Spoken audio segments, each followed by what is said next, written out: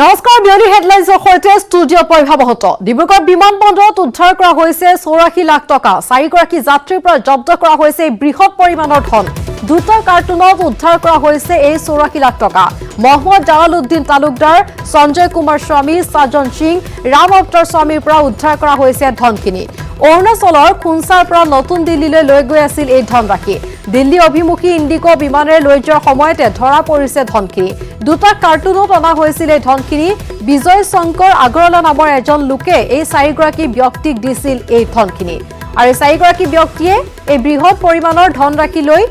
দিল্লীলৈ উৰা মাৰিব লওঁতে ধৰা পৰিছে বিমানবন্দৰত ইতিমধ্যে আৰক্ষীৰ জিম্মাত আছে 4 গৰাকী লোক আৰু আৰক্ষীয়ে দুটা কাৰ্টুনত উদ্ধাৰ কৰিছে এই 84 লাখ টকা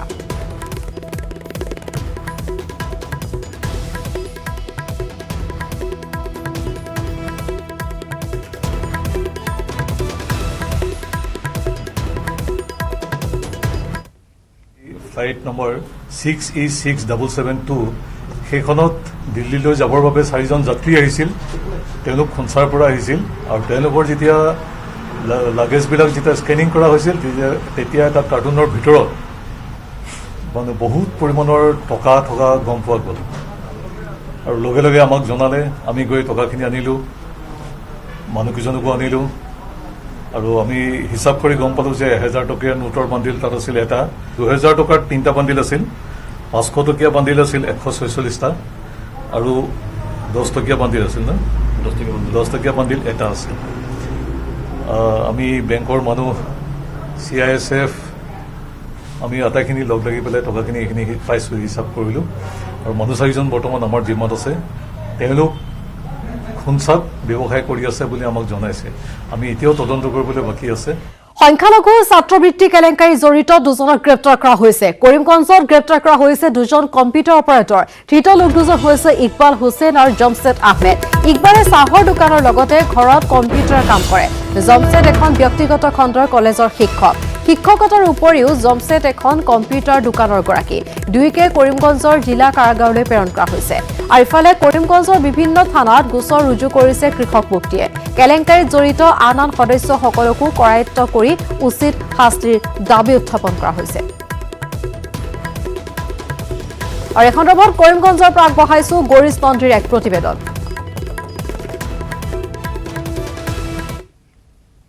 সংখ্যালঘু ছাত্ৰবৃত্তি লৈ ৰাজ্যত বিয়াগুম কেলেংকাৰী সংঘটিত হৈছে আৰু ইতিমধ্যে কিছু অনুমান কৰা গৈছে যেন এই বিয়াগুম কেলেংকাৰীত বহু চৰকাৰী আধিকাৰিক আৰু ৰাজনৈতিক দলৰ বহু লোক জড়িত থাকিব পাৰে এই মুহূৰ্তত দেখা গৈছে যেন এটা ভাল খবৰ কৰিমগঞ্জত দুগৰাকী ইয়াৰ এই কেলেংকাৰীৰ সৈতে জড়িত দুগৰাকীক আটক কৰিছে আৰক্ষীয়ে এজনৰ নাম জমছেদ আহমেদ আৰু আন এজনৰ নাম ইকবাল হুছেইন এই দুজনেই কিন্তু আচলতে কম্পিউটাৰ পৰিচালক যদিও জমছেদ আহমেদ এখন ব্যক্তিগত খণ্ডৰ কলেজত শিক্ষকতা কৰে আৰু লগতে তেওঁৰ এটা কম্পিউটাৰৰ দোকান আছে আনফালে ইকবাল হুছেইনৰ কিন্তু চাহৰ দোকান কিন্তু ঘৰতে কম্পিউটাৰৰ কাম কৰে এই ক্ষেত্ৰত কিন্তু বহুত তথ্য লাভ কৰিছে আৰক্ষীয়ে কৰিমগঞ্জত কিন্তু আগন্তুক দিনত আৰু বহু লোক যে গ্ৰেপ্তাৰ কৰাৰ সম্ভাৱনা আছে এই তথ্য আমি আৰক্ষীৰ পৰা জানিব পাৰিছোঁ আৰু যে এই দুজনক যোৱাকালি গ্ৰেপ্তাৰ কৰাৰ পাছতেই দেখা গৈছে যেন তেওঁলোকক আদালতত প্ৰেৰণ কৰাৰ পাছত জেল হাজত প্ৰেৰণ কৰে বৰ্তমানে তেওঁলোক জেলত আছে আৰু ইয়াকে লৈ কিন্তু কৰিমগঞ্জৰ কৃষক ছাত্ৰ মুক্তি সংস্থাৰ যে সদস্যসকল যথেষ্টখিনি সচেষ্ট আছিল আৰু হয়তো তেওঁলোকৰ এই সচেষ্টতা আৰু তেওঁলোকৰ এই প্ৰয়াসৰ এটা ফল হ'ব পাৰে ইয়াতে আমাৰ লগত কৰিমগঞ্জ জিলাৰ কৃষক ছাত্ৰ মুক্তি সংস্থাৰ দুগৰাকী সদস্য আছে তেওঁলোকৰ পৰা জানিবলৈ চেষ্টা কৰিম যেন তেওঁলোকে আৰু আগন্তুক দিনত কেনেদৰে এই আন্দোলন চলাই যাব যেহেতু আপোনালোকে প্ৰথমে আন্দোলনৰ কাৰণে সচেষ্ট আছিলে এই যে কেলেংকাৰী বিয়াগুম কেলেংকাৰী লৈ আপোনালোকে যথেষ্টখিনি আন্দোলন কৰিছে এতিয়া দুজন গ্ৰেপ্তাৰ হৈছে আগন্তুক দিনত কি হ'ব কি বিচাৰে ইমান ডাঙৰ এটা স্কেম ইটো হ'ল চেণ্ট্ৰেল ফাণ্ডৰ টকা এইখন টকা গোটেই বৰাক নহয় অসমৰ মাজত ইমান এটা ডাঙৰ স্কেম মোৰ লাগি আছে ইয়াৰ আগত হোৱা নাই এই স্কেমখন হৈছে ইয়াৰ কাৰণে কৃষক মুক্তি সংগ্ৰাম সমিতিৰ ফালৰ পৰা কৰিমগঞ্জ ডিষ্ট্ৰিক্টত 3টা FIR কৰিলোঁ 3 মাসৰ পিছত কালি শুনিছোঁ যে কালি দুজন মানুহ জমছেদ আহমেদ আৰু ইকবাল হুছেইন বুলি দুজন ল'ৰাক এৰেষ্ট কৰিলে এই দুজন সৰু মানুহ ইমান লেট হৈছে ইয়াৰ পিছত এৰেষ্ট কৰিছে প্ৰশাসনক মই ধন্যবাদ দিব বিচাৰিছোঁ কৃষক মুক্তি সংগ্ৰাম সমিতিৰ ফালৰ পৰা কিন্তু এই ইমান ডাঙৰ স্কেম পলিটিচিয়ান এই district nodal officer, state nodal officer আৰু এই এটা ডাঙৰ এটা চেণ্টিগ্ৰেড অবিহনে ইমান ডাঙৰ স্কেম কৰিব নোৱাৰিলে তেওঁলোকে কেনেকৈ কৰিব। ইয়াৰ কাৰণে 3টা FIR কৰিলোঁ। FIRৰ পিছত 2জন সৰু মানুহ এৰেষ্ট হৈছে। এই টকাখন আহিবৰ কাৰণে এটা স্কুলৰ এজন নডেল অফিচাৰ আছে, ডিষ্ট্ৰিক্টৰ nodal officer, district elementary officer আৰু ষ্টেট নডেল অফিচাৰ আছে। তেওঁলোকে ভেৰিফাই কৰোৱাৰ পিছত দিল্লীৰ পৰা এইখন টকা ষ্টুডেণ্টৰ একাউণ্টত সোমায়। তেনেহ'লে কেনেকৈ ইমান এটা ডাঙৰ স্কেম, ৰাজনৈতিক দালাল আৰু এই আমৰা অবিহনে, পলিটিচিয়ান অবিহনে এইটো হ'ব পাৰে। ইয়াৰ কাৰণে জিৰ' টলাৰেঞ্চ গভৰ্ণমেণ্টৰ ওচৰত দাবী পৰৱৰ্তী খবৰ বুজাই ডবকা চাঞ্চল্যকৰ ঘটনা। নাবালিকা কিশোৰীক নিজ মাহীয়েকে অপহৰণ কৰাৰ অভিযোগ উত্থাপন হৈছে। এসপ্তাহ পূৰ্বে ডবকাৰ হালধীয়াটিৰ তপতজুৰি গাঁৱৰ কিশোৰীগৰাকীৰ ঘৰলৈ ফুৰিবলৈ গৈছিল মাহীয়েক আৰু তেওঁৰ পুত্ৰ আনচাৰুল হক। দুদিন থকাৰ পিছতে মাহীয়েক আৰু তেওঁৰ পুত্ৰই কিশোৰীগৰাকীক অপহৰণ কৰি লৈ যোৱাৰ অভিযোগ কৰিছে পৰিয়ালৰ লোকে। ইতিমধ্যে কিশোৰীগৰাকীৰ মাতৃয়ে অপহৰণ সন্দৰ্ভত হালধীয়াটি উপ-আৰক্ষী চকীত এজাহাৰ দাখিল কৰিছে। ইয়াকে লৈ সমগ্ৰ অঞ্চলজুৰি এতিয়া সৃষ্টি হৈছে তীব্ৰ চাঞ্চল্য। নগাঁও এলেকাৰ আনচাৰুল হক নামৰ এটা ল'ৰাই বলপূৰ্বকভাৱে ইয়াৰে এগৰাকী নাবালিকা কিশোৰীক অপহৰণ কৰি নিছে আৰু এই সংক্ৰান্তত পৰিয়ালৰ লোকসকলে এজাহাৰ দিছে আৰু এজাহাৰৰ ভিত্তিত যদিও আৰক্ষী প্ৰশাসন গৈছিলে কিন্তু উদ্ধাৰ কৰিব পৰা নাই কোনো পধ্যে। গতিকে আমি আমচুৰ পৰা দাবী জনাইছোঁ যে অতি কম সময়ৰ ভিতৰতে এই নাবালিকাগৰাকী ইতিমধ্যে 10ম শ্ৰেণীত অধ্যয়ন কৰি আছে। গতিকে এই নাবালিকা কিশোৰীগৰাকীক অতি কম সময়ৰ ভিতৰতে আৰক্ষী প্ৰশাসনে উদ্ধাৰ কৰি পৰিয়ালৰ লোকসকলক গতাই দিবলৈ আমি আৰক্ষী অধীক্ষক মহোদয়ক দাবী জনাইছোঁ। মহানগৰী আমবাৰীত AJYCPৰ প্ৰতিবাদ। মূল্যবৃদ্ধিৰ প্ৰতিবাদত দাহ কৰিছে মুখ্যমন্ত্ৰী যোগান মন্ত্ৰীৰ প্ৰতিকৃতি। আটাইকেইগৰাকী প্ৰতিবাদকাৰীক আটক কৰিছে পাণবজাৰ আৰক্ষীয়ে। AJYCPৰ মহানগৰ সমিতিয়ে ৰাজপথ অৱৰোধ কৰি প্ৰতিবাদ সাব্যস্ত কৰিছিল। বিভিন্ন দাবীত এই প্ৰতিবাদী কাৰ্যসূচী হাতত লোৱা হৈছিল। আমবাৰীত AJYCPৰ প্ৰতিবাদী কাৰ্যসূচী। মূল্যবৃদ্ধিৰ প্ৰতিবাদত দাহ কৰিছে মুখ্যমন্ত্ৰী যোগান মন্ত্ৰীৰ প্ৰতিকৃতি। ইতিমধ্যে আটাইকেইগৰাকীৰ প্ৰতিবাদকাৰীক পাণবজাৰ আৰক্ষীয়ে আটক কৰিছে। AJYCPৰ মহানগৰ সমিতিয়ে ৰাজপথ অৱৰোধ কৰি কৰিছিল এই প্ৰতিবাদ।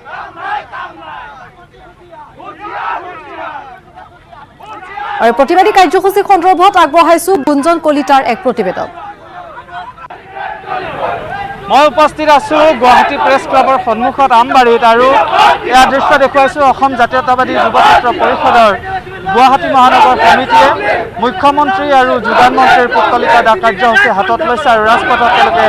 অত্যাৱশ্যকীয় সামগ্ৰীৰ মূল্য বৃদ্ধিৰ প্ৰতিবাদী কাৰ্যসূচী এনেধৰণে ৰূপায়ণ কৰা দেখিবলৈ পোৱা গৈছে। অত্যাৱশ্যকীয় সামগ্ৰীৰ বিৰুদ্ধে নিয়ন্ত্ৰণৰ যাতে ল'ব পাৰে তাৰ বাবে তেওঁলোকে প্ৰতিবাদী কাৰ্যসূচী গ্ৰহণ কৰিছে। চিণ্ডিকেট ৰাজ বন্ধ কৰক, যোগান বিভাগ গো বেক আদি শ্লোগান তেওঁলোকে ইয়াত দিয়া দেখিবলৈ পোৱা গৈছে। এয়া গুৱাহাটী মহানগৰীৰ আমবাৰীৰ দৃশ্য আৰু আমবাৰীত এনেধৰণে প্ৰতিবাদী কাৰ্যসূচী গ্ৰহণ কৰিছে।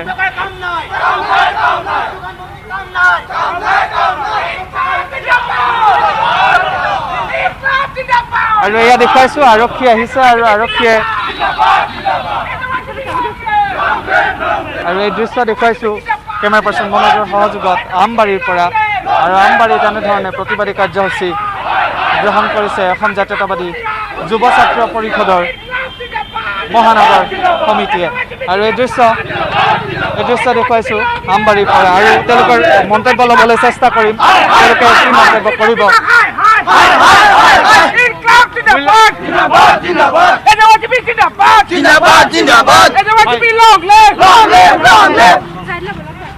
হয়, আচলতে ডক্টৰ হিমন্ত বিশ্ব শৰ্মাই কোৱাৰ দৰে চৰকাৰখনেহে আমাক দুই ফালৰ পৰা মাৰি আছে। আজি লকডাউনৰ ফলত অসমৰ জনসাধাৰণ কৰ্মহীনতাত ভুগি আৰ্থিক সংকটত ভোগ কৰি থকাৰ সময়তে অত্যাৱশ্যকীয় সামগ্ৰীৰ ইমানেই মূল্য বৃদ্ধি কৰিছে যে আজি সাধাৰণ জনতা চলিব নোৱাৰা অৱস্থাৰ সৃষ্টি হৈছে। আজি যোগান বিভাগ সম্পূৰ্ণ নিৰ্লিপ্ত। আজি পামহি বজাৰত চিণ্ডিকেট চলি আছে। আজি আপোনালোকে জানে খাৰুপেটীয়াৰ 20 টকাৰ পাচলি আজি গুৱাহাটীত 80 টকা 100 টকাত কিনিবলগীয়া হৈছে। আমি আজি উপায়ন্ত হৈছোঁ। উপায়ন্ত হৈ আজি সৰ্বানন্দ সোণোৱাল আৰু পৰিভূষণ চৌধুৰীৰ প্ৰতিমূৰ্তি দাহ কৰি আমি চৰকাৰক সকিয়নি প্ৰদান কৰিছোঁ যে আপোনালোকে যদি চৰকাৰৰ কথা অলপ ভাবে তেতিয়াহ'লে অনতিপলমে অত্যাৱশ্যকীয় খাদ্য সামগ্ৰীৰ মূল্য বৃদ্ধি হ্ৰাস কৰক, অন্যথা আমি পৰৱৰ্তী সময়ত আৰু ৰাইজক সজাগ কৰি তীব্ৰ গণতান্ত্ৰিক আন্দোলনৰ কাৰ্যসূচী গ্ৰহণ কৰিবলৈ বাধ্য হয়। আপোনালোকে জানে যোৱাকালি কেন্দ্ৰীয় চৰকাৰে এখন আইন সংশোধন কৰি আইন এখন প্ৰণয়ন কৰিছে। এতিয়া তেওঁলোকে অত্যাৱশ্যকীয় সামগ্ৰীৰ পৰা আলু পিঁয়াজ চাউলকে ধৰি তেওঁলোকে অত্যাৱশ্যকীয় সামগ্ৰীৰ পৰা ৰেহাই দিছে, বাদ দিছে, যাৰ ফলত আজি অত্যাৱশ্যকীয় সামগ্ৰীৰ ক্ষেত্ৰত চৰকাৰৰ কোনো ধৰণৰ নিয়ন্ত্ৰণ নাথাকিব। আজি বনিয়া গোষ্ঠী লাভৱান হ'ব, কৃষকে কোনো ধৰণৰ লাভ নাপাব। তাৰ আমি প্ৰতিবাদ কৰিছোঁ আৰু অনতিপলমে আমি এই আইন প্ৰত্যাহাৰ কৰাৰ কাৰণে দাবী জনাইছোঁ চৰকাৰক।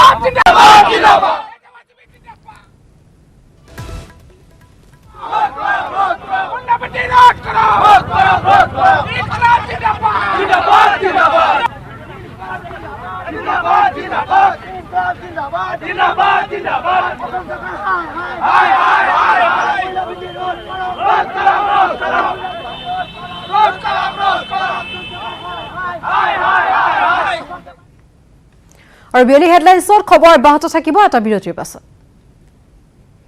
চুৰিয়া চিমেণ্ট ব্যৱহাৰ কৰিলে ঘৰ 50% অধিক মজবুত হয়।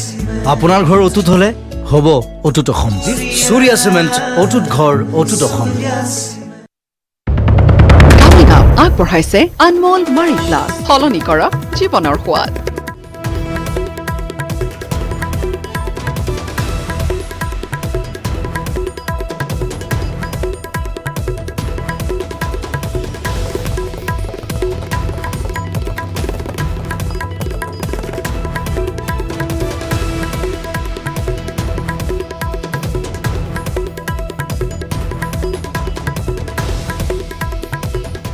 কামিং আউট আগবঢ়ালে আনমোল মাৰি প্লাছ, সলনি কৰক জীৱনৰ সোৱাদ।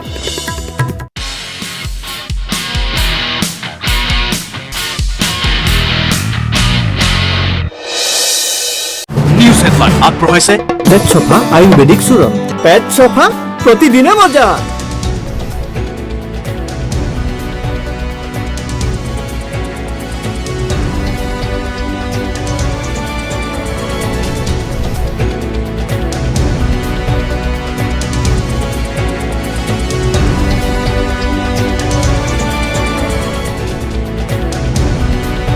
ভিম এয়া পৃথিৱীৰ আটাইতকৈ ডাঙৰ ফেমিলিটোৰ কিচেনত আপোনাৰ ল'ৰাহঁতৰ match. 100+ reporters, 66.9 crore viewers. India's largest news network, News 18 Network.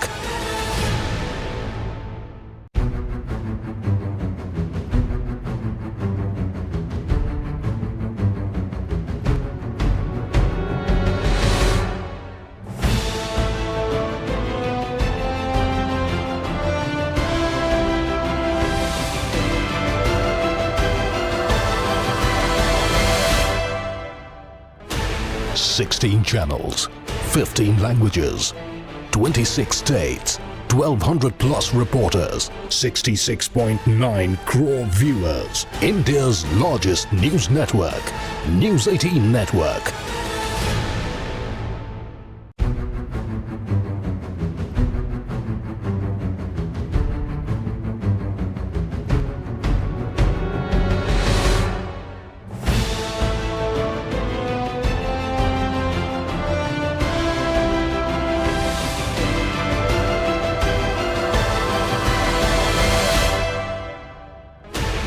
Sixteen channels, 15 languages,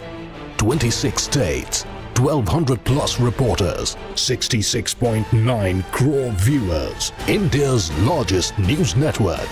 News 18 Network.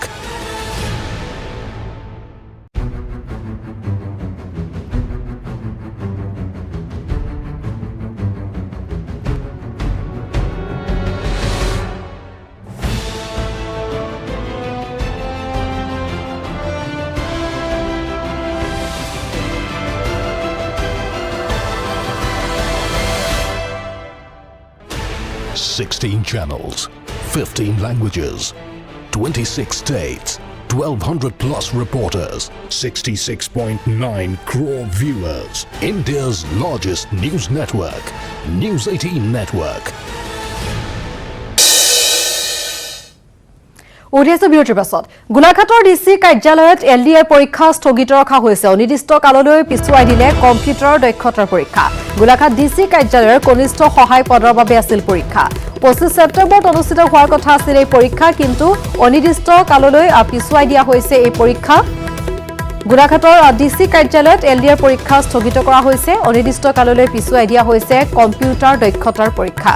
Golaghat DC কাৰ্যালয়ৰ কনিষ্ঠ সহায়ক পদৰ বাবে এই পৰীক্ষা অনুষ্ঠিত হোৱাৰ কথা আছিল 25 ছেপ্টেম্বৰত কিন্তু 25 ছেপ্টেম্বৰত অনুষ্ঠিত হোৱাৰ কথা আছিল যদিও এতিয়া অনিৰ্দিষ্ট কাললৈ পিছুৱাই দিয়া হৈছে এই পৰীক্ষাৰ দিন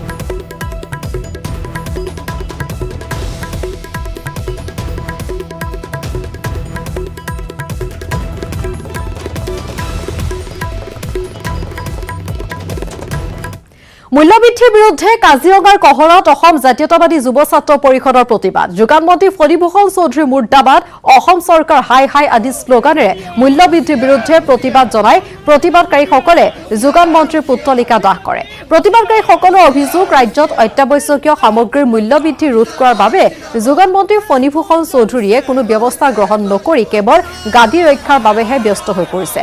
যুৱ ছাত্ৰ পৰিষদে অতি শীঘ্ৰে মূল্যবৃদ্ধি ৰোধ কৰাৰ বাবে চৰকাৰক দাবী জনায় অন্যথা তীব্ৰ আন্দোলনৰ কাৰ্যসূচী গ্ৰহণ কৰা হ'ব বুলি চৰকাৰক সকীয়াই দিয়ে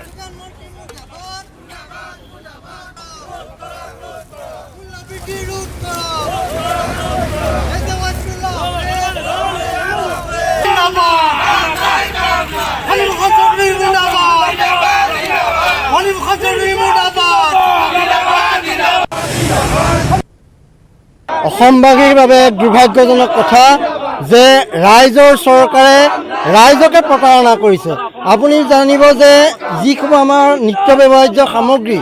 প্ৰতিটো সামগ্ৰীৰ মূল্যবৃদ্ধিয়ে আমাৰ সাধাৰণ ৰাইজক নোৱা কৰিছে আৰু এই সাধাৰণ ৰাইজ আজি থকা ৰাইজ আজি জীয়াই থকাৰ তাৰণাত ভুগিব লগা হৈছে ই এক দুৰ্ভাগ্যজনক কথা আমাৰ অসমৰ ৰাইজে গঠিত চৰকাৰে এনেধৰণৰ কাৰ্য কৰিব পৰাটো আমি বৰ লজ্জিত হৈছোঁ আৰু অসম জাতীয়তাবাদী যুৱ ছাত্ৰ পৰিষদে আজিৰ এই সংগ্ৰামৰ জৰিয়তে দিল্লী ডিস্প্ৰক সকীয়াই দিব বিচাৰিছোঁ অনাগত দিনত যদি নিত্য ব্যৱহাৰ্য সামগ্ৰীৰ মূল্য ৰোধ নকৰে ভৱিষ্যত দিনত অসম জাতীয়তাবাদী যুৱ ছাত্ৰ পৰিষদ বোকাখাত জিলা সমিতিয়ে ইয়াতকৈও খাদ্য সামগ্ৰী আকাশলংঘী মূল্যবৃদ্ধিৰ বিৰুদ্ধে নাহৰকটীয়াতো অসম জাতীয়তাবাদী যুৱ ছাত্ৰ পৰিষদৰ প্ৰতিবাদ নাহৰকটীয়াৰ ৰেলগেটৰ সমীপত প্ৰধানমন্ত্ৰী আৰু যোগান মন্ত্ৰীৰ প্ৰতিমূৰ্তি দাহ কৰি উত্তাল প্ৰতিবাদ সাব্যস্ত কৰে প্ৰতিবাদকাৰীসকলে বিজেপি চৰকাৰ মুৰ্দাবাদ মূল্যবৃদ্ধি হ্ৰাস কৰক আদি বিভিন্ন প্ৰতিবাদী শ্লোগানেৰে উত্তাল কৰি তোলে পৰিৱেশ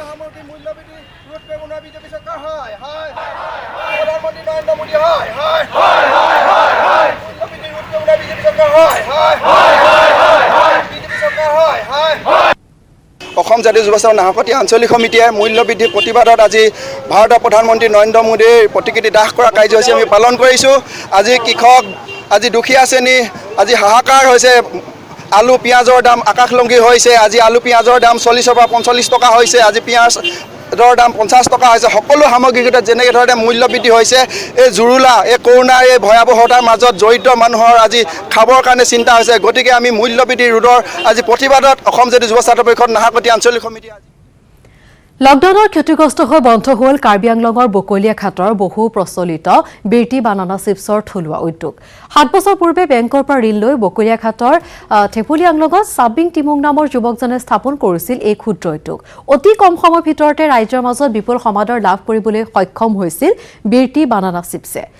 বাৰীৰ সহজলভ্য কাঁচকল আৰু জাতিকলৰ ওপৰত ভিত্তি কৰি স্থাপন কৰা এই উদ্যোগটোৰ পৰা সাবসিং জিমুঙে বছৰি 5 লক্ষাধিক টকা উপাৰ্জন কৰাৰ লগতে উদ্যোগটোত আন 5 জন নিবনুৱা যুৱককো সংস্থাপন দিবলৈ সক্ষম হৈছিল কিন্তু লকডাউনৰ ফলত দুৰ্ভাগ্যজনকভাৱে মৃত্যু ঘণ্টা বাজিল থলুৱা উদ্যোগটোত মহামাৰী কৰোনা তথা দীৰ্ঘদিনীয়া লকডাউনৰ প্ৰভাৱত জুৰুলা হৈ সাবসিং টিমুঙে বন্ধ কৰিবলৈ বাধ্য হ'ল থলুৱা উদ্যোগটো এফালে বেংকৰ ঋণ আনফালে বজাৰৰ অভাৱত এতিয়া দিশহৰা উদ্যোগটোৰ গৰাকী সাবসিং টিমুং আত্মনিৰ্ভৰশীল ভাৰতৰ কথা কোৱা চৰকাৰৰ ফালৰ পৰা ৰাজ সাহায্য পালে উদ্যোগটো পুনৰ আৰম্ভ কৰিব বুলি আশা প্ৰকাশ কৰিছে উদ্যমী যুৱকজনে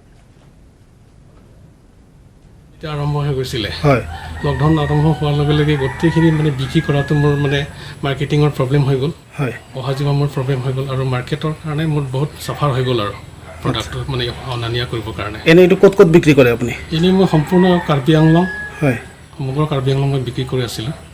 লোকেল প্ৰডাক্ট নে লোকেল প্ৰডাক্ট আপুনি কিবা ট্ৰেইনিং লৈছিলে নেকি মই ট্ৰেইনিং লৈছিলোঁ আপোনাৰ CFTRI চেণ্ট্ৰেল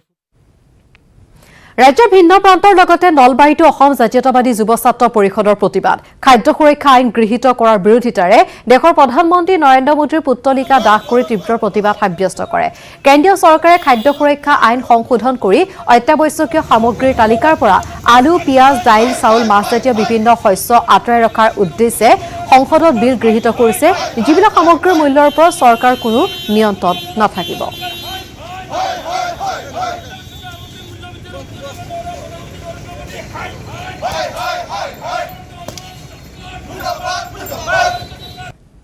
খাদ্য সামগ্ৰীৰ যিবিলাক অত্যাৱশ্যকীয় সামগ্ৰী চাউল দালি আপোনাৰ মিঠাতেল আলু এনে অত্যাৱশ্যকীয় সামগ্ৰী এই সামগ্ৰীসমূহ ইতিমধ্যে চৰকাৰে তেখেতসকলে যি বিক্ৰী কৰিছে নিশ্চিত আচলতে চৰকাৰ আৰু মানে চৰকাৰৰ হাতত এই মূল্যসমূহ এই খাদ্য সামগ্ৰীসমূহৰ মূল্যসমূহ নিৰ্ধাৰণ কৰাৰ কাৰণে চৰকাৰৰ হাতত কোনো ধৰণৰ ব্যৱস্থা নাথাকিব এয়া আচলতে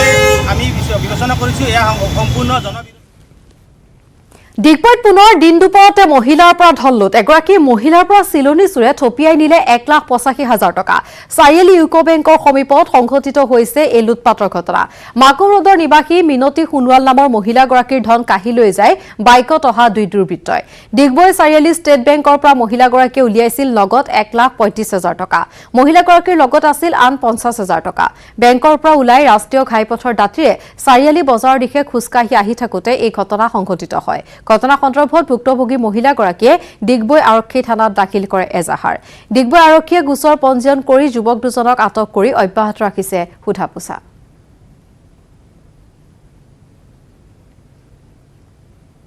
মানে মই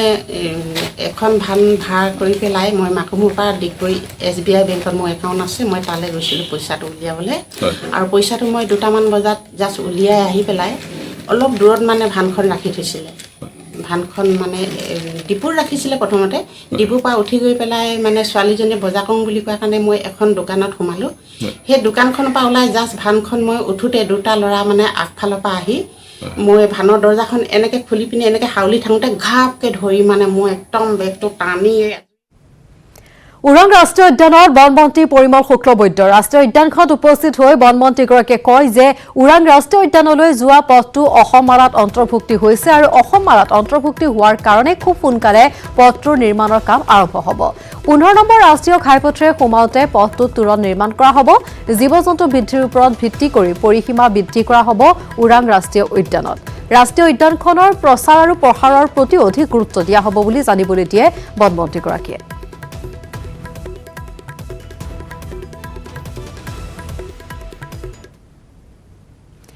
মুখ্যমন্ত্ৰীৰ গ্ৰাম্য পৰিবহণ আঁচনিৰ শুভাৰম্ভণি গ্ৰাম্যাঞ্চলবাসী আঁচনিৰ পৰা উপকৃত হ'ব বুলি আশা কৰা হৈছে গ্ৰাম্যাঞ্চলৰ সুচল যাতায়াত আৰু স্বাৱলম্বিতাৰ বাবে এই নতুন আঁচনি অসমৰ প্ৰত্যেকখন জিলাৰ গ্ৰাম্যাঞ্চলক চুব এই আঁচনিয়ে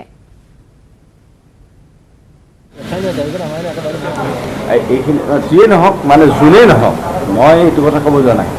যিয়ে এই বিষয়টোৰ লগত যি জড়িত আছে তেওঁ দৃষ্টান্তমূলক শাস্তি পাব আৰু মুখ্যমন্ত্ৰী ডাঙৰীয়াই ইতিমধ্যে এনকুৱাৰী দিছে আৰু মুখ্যমন্ত্ৰী ডাঙৰীয়াৰ যিকেইটা মেইন বিন্দু তাৰ ভিতৰত এটা দুৰ্নীতিমুক্ত অসম আছে গতিকে মাননীয় মুখ্যমন্ত্ৰী ডাঙৰীয়াৰ এই দুৰ্নীতিমুক্ত অসমত এনেকুৱা ধৰণৰ কেতিয়াও কোনো বেয়া কাম কৰিব নোৱাৰে আৰু যদি কোনোবাই কৰে তেতিয়াহ'লে তেওঁ কেতিয়াও মানে তেওঁ শাস্তিৰ পৰা তেওঁ ৰেহাই নাপাব এতিয়া আপোনালোকে আৰু এটা কথা কৈছে যে NRC প্ৰসংগত 20% আপোনালোকে পুনৰীক্ষণ দাবী কৰিব আপোনালোক কেন্দ্ৰক জনাব বুলি কৈছে আৰু কেন্দ্ৰই আপোনালোকে সেই দাবী সমৰ্থন জনাব কিন্তু ইতিমধ্যে উচ্চতম ন্যায়ালয়ে 20% যিটো পুনৰীক্ষণটো কিন্তু নস্যাৎ কৰি থৈছে নাই শুনক আমি এফিডেভিট দিছোঁ অসম চৰকাৰে যে আমি বাংলাদেশ বৰ্ডাৰিং যিখিনি ডিষ্ট্ৰিক্ট আছে আমি তাত 20% আমি বিচাৰিছোঁ আৰু অন্যান্য জিলাসমূহত আমি 10% আমি ভেৰিফিকেশ্যন বিচাৰিছোঁ গতিকে আমি এফিডেভিট দিছোঁ আমাৰ এফিডেভিটৰ শুনানি হওক তাৰপিছত আমি কম কথা কৈছোঁ উচ্চতম ন্যায়ালয়ে নস্যাৎ কৰি যাব নাই নাই এতিয়া আমাৰতো এফিডেভিট দিয়া আছে চৰকাৰৰ আমাৰ এফিডেভিটৰ ওপৰত শুনানি হওক আমি চৰকাৰে এফিডেভিট দিছোঁ নহয় সেইটো বাগজানৰ কথাটো হ'ল এনেকুৱা ধৰণৰ যে বাগজানত এতিয়া আপোনালোকে জানে যে তাত যিটো সিদিনা মই বিধানসভাত এই কথাখিনি কৈছোঁ যে বাগজানত এতিয়া যিখিনি জুই আৰু গেছ নিৰ্গত হৈছিল গতিকে এই আগৰ যিটো কোম্পানী আহিছিল এই কোম্পানীকেইটাই এই কথাখিনিত তেওঁলোকে সফল হ'ব নোৱাৰে আৰু সফল হ'ব নোৱাৰাৰ কাৰণে এতিয়া তাৰ পৰা দুডাল পাইপেৰে সেইটো EPSলৈকে গেছখিনি লৈ গৈছিল আৰু এছেম্বলিত মই আপোনালোকে এছেম্বলিত যিসকলে এটেণ্ড কৰিছে আপোনালোকে জানিব এছেম্বলিত মই এইটো কথা কৈছিলোঁ যে এইটো টেম্পৰাৰী মিজাৰ এইটো পাৰ্মানেণ্ট চলিউশ্যন নহয় গতিকে এই গেছখিনি তাত দূৰলৈকে EPSলৈকে লৈ যোৱাৰ লগে লগে সেই গেছখিনি গ্ৰিডত গুচি যাব গতিকে জুই আৰু গেছৰ ইণ্টেনচিটিটো কিছু পৰিমাণে কমি যাব কিন্তু এইটো পাৰ্মানেণ্ট চলিউশ্যনৰ কাৰণে এটা কানাডিয়ান কোম্পানী তেওঁলোক আহি আছে চব মেচিন পত্ৰ লৈ তেওঁ চাৰ্টাৰ প্লেন লৈ তেওঁলোক আহিব আৰু সেইটো স্নেবিং কি বুলি কোৱা হয় গতিকে তেনেকুৱা ধৰণৰ এটা পাৰ্মানেণ্ট ব্যৱস্থাৰ কাৰণে ইতিমধ্যে কানাডাৰ পৰা পাৰ্টি এটাৰ লগত যোগাযোগ কৰিছে অইল ইণ্ডিয়াই আৰু সেই পাৰ্টিতে সকলো মেচিন পত্ৰ লৈ আনি